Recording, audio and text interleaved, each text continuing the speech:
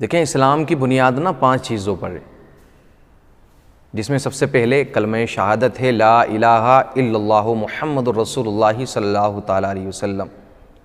इसका सीधा साधा मफ़हूम ये है कि नहीं है कोई माबूद सिवाय अल्लाह के, और हज़रत मोहम्मद मुस्तफ़ा सल्लल्लाहु ताला अलैहि वसल्लम अल्लाह के रसूल हैं, अल्लाह के पैगम्बर हैं। इन बातों को हमें दिल से एक्सेप्ट करना है, दिल से कबूल करना है, फिर हम मुसलमान कहलाएंगे। उसके बाद में जो 4 रुकन हैं उनका नंबर बाद में आता है। पहले हमें मुसलमान हो जाना है कलमा शहादत को पढ़ करके, कि हमें अल्लाह को एक मानना है, सिर्फ उसी की बारगाह में हमें अपने सर को झुकाना है, उसी की हमें इबादत करना है, वही माबूद हकीकी है, और उसके साथ में किसी को शरीक भी नहीं करना है, किसी को शरीक भी नहीं करना है। अब बहुत से लोगों को ये देखा जाता है कि वो कहीं भी जाकर के झुक जाया करते हैं, कहते हैं मजबूरी है हमारी तो हम जाकर के झुक गए वहाँ जाकर के। तो देखें, आपने ज़ाहिर में ऐसा किया ना, दिल तो आपका कोई नहीं देख रहा जाकर के, तो फिर आपका इस्लाम से कोई वास्ता नहीं है, क्योंकि अल्लाह के अलावा किसी और को सजदा करना ये हराम है। सजदा करना है, इबादत करना है, तो सिर्फ उसी रब्बे हकीकी की हमें इबादत करना है। तो अगर इन 5 रुकन में से किसी एक रुकन की फ़र्जियत का इनकार करता है, किसी एक बात का भी इनकार करता है, तो उसका ईमान से, उसका इस्लाम से कोई वास्ता नहीं, वह इस्लाम से खारिज है। इन 5 को उसे मुकम्मल तौर से मानना पड़ेगा। लेकिन बहुत से लोग अब देखें ऐसे होते हैं कि उनका शेवा ऐसा है, उनका जो काम है वो ऐसा है कि उन्हें हर मज़हब में जा कर के उन्हें घुसना है, फिर हर मज़हब की जो उनके इबादत करने का तरीक़ा है वो भी उसको फॉलो करते हैं जो मुसलमान कहलाने वाले हैं। तो ऐसे लोगों के बारे में क्या हुक्म है? तो जब हमें मालूम है कि हमें अल्लाह के अलावा किसी से मदद नहीं मांगना, अल्लाह के अलावा अल्लाह के साथ हमें किसी को शरीक नहीं करना है, सिर्फ एक अल्लाह को हमें मानना है। अगर किसी को शरीक करेंगे तो फिर हमने एक अल्लाह को कहाँ माना? फिर हमने जब एक वाहिद हकीकी को नहीं माना तो फिर हमारा इस्लाम से क्या वास्ता है? तो इस्लाम में सबसे बड़ा गुनाह है शिर्क। शिर्क के बाद में दूसरे गुनाहों का नंबर आता है। शिर्क का सीधा साधा मफहूम ये समझें कि अल्लाह की ज़ात के साथ में किसी को शरीक करना। जब तक बंदा तौबा नहीं करेगा, दोबारा कलमे शहादत नहीं पढ़ेगा, फिर वो एक्सेप्ट नहीं करेगा कि हाँ सिर्फ एक ही अल्लाह है, उसी की हमें इबादत करना है, जब तक वो तौबा नहीं करेगा, शिर्क से बाज नहीं आएगा, तो फिर वो मुसलमान नहीं है। अब मैंने बताया ना कि अब पिछले दिनों देखा ये गया कि एक फिल्म एक्टर का इंतकाल होता है, मरता है वो फिल्म एक्टर। तो लोगों में एक अफसोसजनक बातें शुरू हो गई और बड़ा अफसोस किया, और यहाँ तक लोग हद से गुजरे कि दुआए मग़फ़िरत भी उन्होंने करना शुरू कर दी। यकीनन नाम से ऐसा मालूम होता था कि ये मुसलमान है, नाम से ऐसा मालूम होता था कि ये मुसलमान है।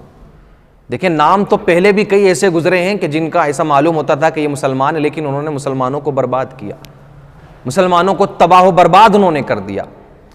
अब देखें, फिल्मी दुनिया का जो मामला है, फिल्मी एक्टर का जो मामला होता है, उन्हें हर वो रोल प्ले करना है जो उनका डायरेक्टर उन्हें बताएगा। उन्हें वहाँ मज़हब नहीं देखना है, मज़हब को नहीं देखेंगे। वो जो स्क्रिप्ट में लिखा हुआ है, चाहे वो किसी मूर्ति के सामने जाकर के अपने सर को झुकाना हो, चाहे कहीं जाकर के पूजा करना हो, या दूसरे किसी काम को करना है, उन्हें वो सब करना है, क्योंकि उन्हें पैसा चाहिए।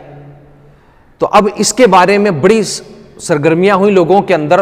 लोगों ने अपने स्टेटस पे, अपनी व्हाट्सएप प्रोफाइल पे और फेसबुक पे फ़ोटो अपलोड किए कि अल्लाह रब्बुल इज़्ज़त मग़फ़िरत फ़रमाए, अल्लाह इनकी मग़फ़िरत फ़रमाए। तो उसके लिए सीधी सादी एक बात यह है कि पता नहीं उस एक्टर ने अपनी पूरी इस ज़िंदगी में कितनी मरतबा उस काम को किया होगा कि जिससे शिर्क लाजिम आता है। बज़ाहिर देखेंगे तो ऐसा लगेगा कि ये मुशरिक हो गए, वो जाहिर सी बात है ऐसे, क्योंकि उन्हें तो फिल्म में दुनिया में काम करना है, तो ये सारे काम उन्हें करना है। फिर हमने जब तहकीक की तो पता चला कि यार बहुत सारे काम उन्होंने ऐसे भी किए हैं कि इस्लाम को बुरा कहा है, जो सुन्नत इब्राहीमी है उसे भी उन्होंने बुरा कहा है उस एक्टर ने, और भी बहुत सारी बातों को बुरा कहा है। तो देखिए, ऐसे इंसान के लिए दुआए मग़फ़िरत करना यकीनन सही नहीं है।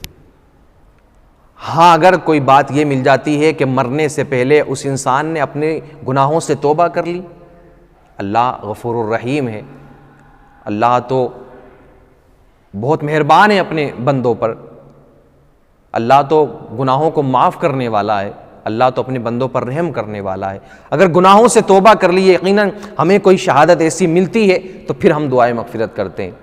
लेकिन अफसोस तो हमें तब होता है कि एक फिल्मी एक्टर के मरने पर इतने मायूस लोग हुए, इतना उन्होंने गम का इजहार किया। यकीनन हमारी इस बात से शायद किसी को तकलीफ़ पहुँचेगी, लेकिन मैं समझता हूँ कि कभी आपने किसी अल्लाह के वली या किसी आलिम दीन के इंतकाल पर इतना अफसोस किया है? कभी आपने किसी कौम के रहनुमा के इंतकाल पर इतना अफसोस किया? कभी आपने इतनी दुआएं की हैं किसी कौम के आलिम के लिए, किसी अपने रहनुमा के लिए जो आलिम दीन थे या कोई अल्लाह के वली थे, उनका इंतकाल हुआ, कभी आपने इतना अफसोस किया? हरगिज़ नहीं किया होगा, क्योंकि हमें प्यार नहीं है आलिमों से, हमें मोहब्बत नहीं है आलिमों से। और आलिम तो हमारी ज़िंदगी को संवारता है, ज़िंदगी को हमारी कामयाब बनाता है, और वो आखिरत में कैसे कामयाब होना है हमें ये भी बताता है। एक अल्लाह के वली की अगर नज़र किसी पे पड़ जाए तो फिर उसकी तो दुनिया ही बदल जाया करती है। लेकिन कभी हमने अफसोस किया इस बात पर? नहीं किया होगा जितना अफसोस हमने एक फिल्मी एक्टर के मौत होने पर किया है। उसके लिए तमाम दुआएं मग़फ़िरत की है।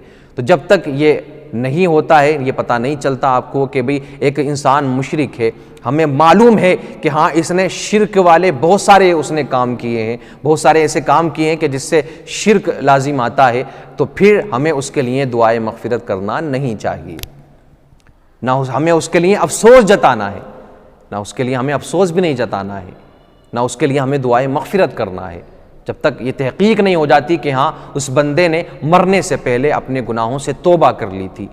तो अफसोस आज हमारी पस्ती में जाने का सबब यह है कि हम उन लोगों की मौत का अफसोस करते हैं, उन लोगों की मौत को हम ऐसे अपने दिलों पर असर डाल लेते हैं कि जिनका हमसे कोई वास्ता ही नहीं है, जो हमारी ज़िंदगी को ना हमारी दुनिया में काम आने वाले लोग हैं, ना हमारी वो आखिरत में काम आने वाले लोग हैं। तो अफसोस भी करना है और आपको गमगीन भी होना है, तो फिर आप ऐसे लोगों की मौत पर गमगीन हो, अफसोस करें कि जो आलिम दीन है, जो अल्लाह के वली हैं। क्योंकि आपको मालूम है कि जब एक आलिम का इंतकाल हो जाता है तो एक आलिम का नहीं बल्कि सारे आलम का इंतकाल होगा।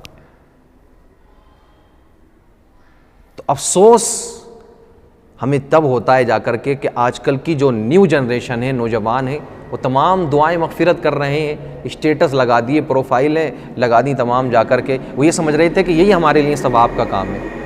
तो मेरे अजीज़ों, हरगिज़ आप ऐसी चीज़ों से बाज रहें। ऐसा ना हो कि आप कोई ऐसा काम ना कर दें कि जिसकी वजह से आपका खुद का ईमान ख़राब हो जाए।